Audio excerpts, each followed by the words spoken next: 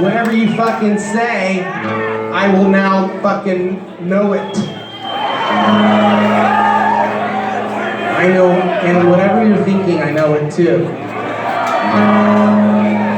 So this is the part of the show. You still turn these up, these boxes down here? Thank you, sir. Whatever we come to this part of the show, this is where I tell you about me learning how to play guitar in junior high. You see, I grew up in a little town called Poway. My mom is here. She has no clue that I used to ride around with my brother, and we would hang out the back of a truck with a baseball bat and take out people's mailboxes and shit. Lit a few things on fire. We used to sneak into people's backyards and turn off the power to their house. Mom, there's a lot of shit you don't know about tonight. Sean and I got into a lot of shit. Sorry about that. One time there was this family singing Christmas songs, and we fucking shut the power off. They were such assholes. There was a basketball gym in Poway where there was these giant dudes that would come and play a street basketball every Tuesday night. So my brother and I and a couple friends decided to shut the power off to the gym while they were playing. Over and over and over and over again in the same night. These guys wanted to fucking kill it. They were huge. We did it like, I think we did it 5 times within 1 hour. One time my high school had this 24-hour relay where they will go around and they will run laps for all night long to raise money for charity. So we thought it'd be funny to go up at 2 in the morning and launch water balloons out. That shit was funny. They're hurting us. Oh my God, so I grew up here. When I started playing guitar, I wanted to travel the world and play a big rock band. That wasn't really something that I thought was gonna happen.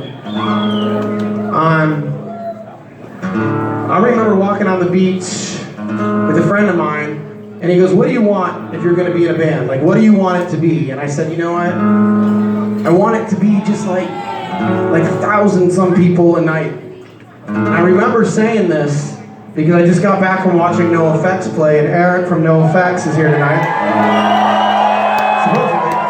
See some dude with sexy dreads, he's here somewhere. He's right there. Is that you? No, that's not you. Fucking sit down, motherfucker. Ruined my show.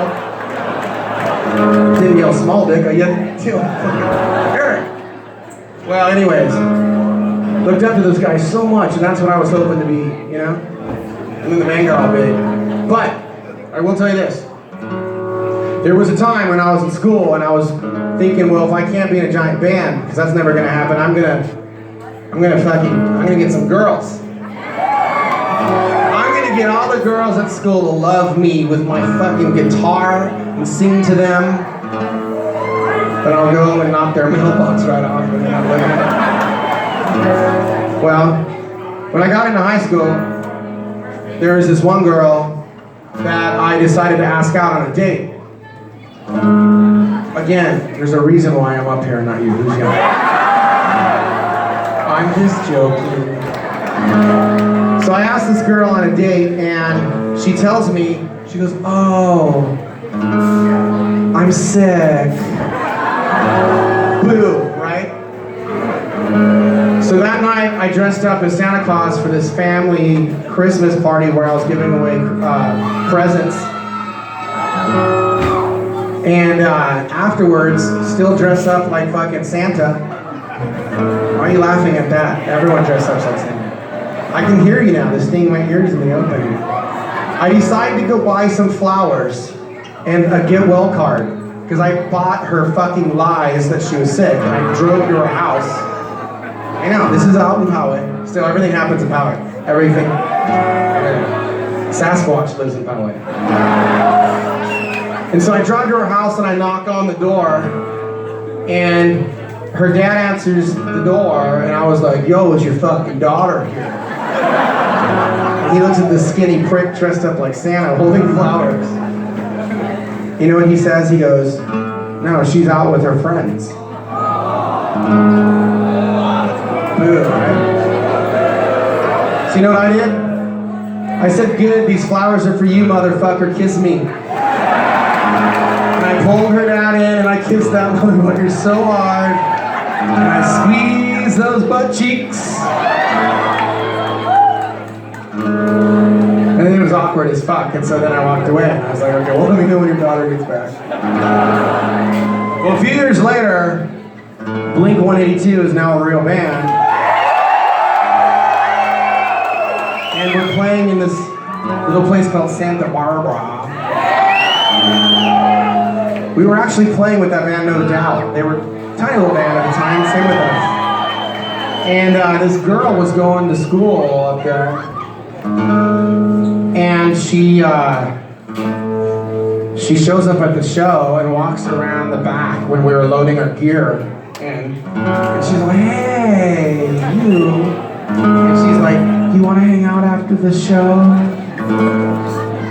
Yeah, you know what I said to her? I said, fuck you, I'm too big for you now. I'm a fucking rock star. There's 43 people here tonight to see me. Including your dad. I remember Dad popped out of the back of the van.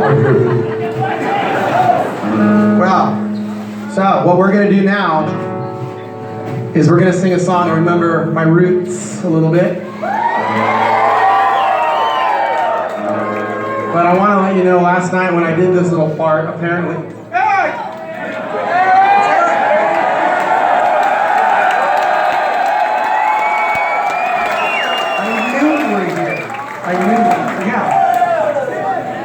It's a long way to get down here. Well, be careful. Kiss, they're literally chanting for us to get. That's some fucking weird shit. That's the only thing all of you can think about? Okay, sing it with me. Where are you? I'm so sorry. I cannot sleep, I cannot dream tonight. I need somebody and always. This strange darkness is creeping on to wanting every time. As I stare, I count it. The web from all the spiders, magic things being there inside. Like indecision to call you and hear your voice of treason. Will you come home and stop this pain tonight? Stop this pain.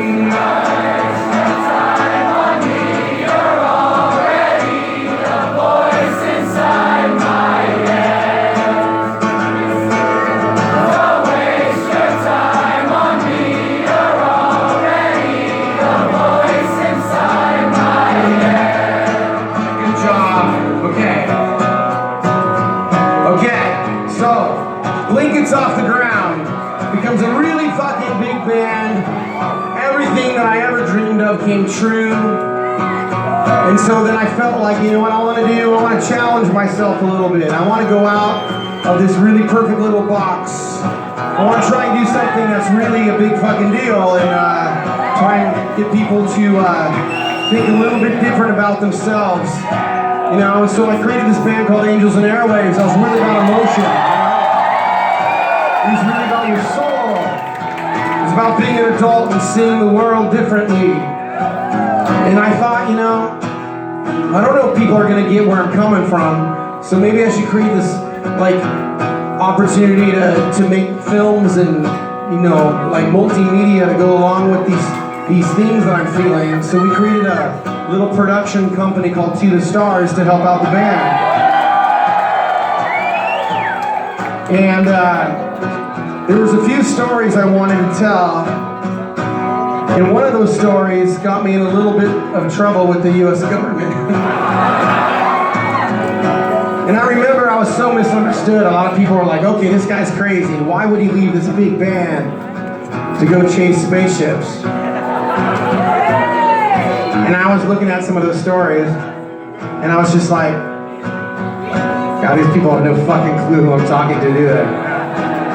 But I stuck with it. And I went and met a bunch of people from the DOD to the CIA to the OSD and other places I can't say.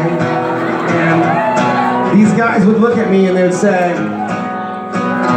well, none of this shit is true, but we really want to hear more of your ideas about this untrue shit. Well, those conversations worked. And I was able to get all these people to come out from their places in the shadows, and To the Stars became To the Stars Academy of Arts and Science. And all the shit I was working on, you might have seen a few articles a couple weeks ago with my name in it. And I wanted to tell you that the conversation of a lifetime is getting ready to start. I've been fortunate enough to be involved in something where I really think it's going to pull a lot of people together, and I think that idea that I had of where people can see themselves differently and see the world differently and kind of come together with our brothers and sisters across the oceans, I think that's going to finally start to happen. And when I say I think, I know. You guys will find out soon enough. I think a lot of people are starting to figure out that I know what the fuck I'm talking about, and so we're going to play a song, and we're going to let you guys sing it. For all the hard work that I did, it was name on.